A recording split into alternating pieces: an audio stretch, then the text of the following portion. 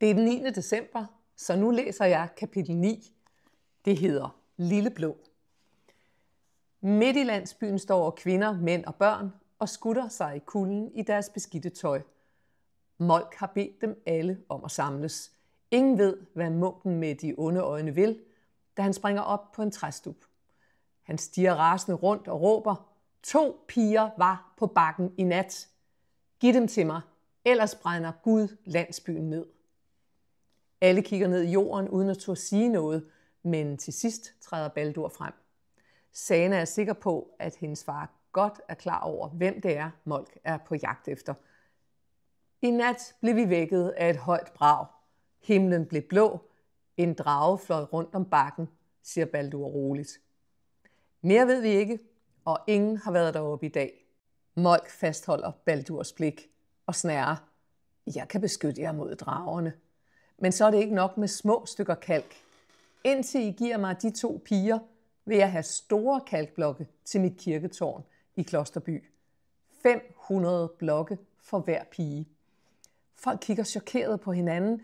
De er parate til at ofre hvem som helst for at få fred med Molk. Sana forsøger at undgå at få øjenkontakt med nogen. Hun har tit følt sig udenfor, men aldrig så truet som nu. Molk holder lokkende en mønt frem. Her er en guldmønt til den, der afslører pigerne. Nu går flokken fuldstændig amok. I et vildt inferno bliver landsbyen piger jagtet rundt på det lille torv. Sana griber fat i Isas hånd og trækker hende om bag kirken. Baldur kigger nervøst efter dem og stopper og råber: Stop så, alle sammen, stop nu. Lad os bare lave kalkblokke til de gode munke i Klosterby. Det bliver en flot kirke, som vi kan besøge om søndagen. Folk kigger først rasende på ham, men hurtigt begynder alle at nikke og smile forsigtigt til hinanden. Lyt til Baldur. Molk dræber dragen. Han passer på os. Nej, han pisser på os, tænker Sana. Da Molk omsider har forladt landsbyen, spænder Sana alene ud over markerne. Bag et stengær tager hun sin lille krystal frem.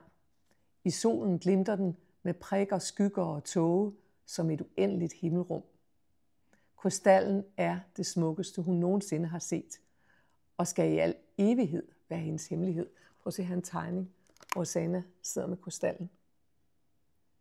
Det er virkelig noget af en hemmelighed at have. Lille Blå, hvisker hun. Det er alt for farligt at have dig derhjemme. Hvis Molk opdager dig, vil han gætte, at det var mig og Isa, der var tæt på det blå lys. Og hvis Isa finder dig, sladrer hun til alle. Hele landsbyen vil tro, at du rummer en ond trolddom. De knuser dig og begraver dig ude på heden, for de er så nemme at narre. Tænk, at de ville sælge os for en mønt. Pludselig hører hun Isa råbe.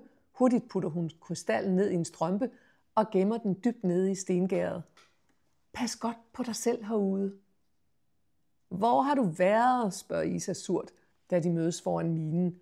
Ingen steder. Det er løgn. Sig det nu. Du har fundet det blå lys. Nej, jeg har ikke, og nu er det slut med at beskylde hinanden for at lyve, siger Sana hårdt til Isa. Molk er så farlig, at vi 2 er nødt til at stole på hinanden. Vi har brug for et kodeord. Det skal være Lille Blå. Lille Blå? Hvorfor det? Det var bare noget, jeg kom til at tænke på. Men hvis jeg nogensinde siger Lille Blå til dig, så skal du stole på mig. Uanset om det kan koste os begge 2 livet. Isa kigger på Sana, som om hendes storesøster er blevet skør. Molk er ikke farlig. Han beskytter os.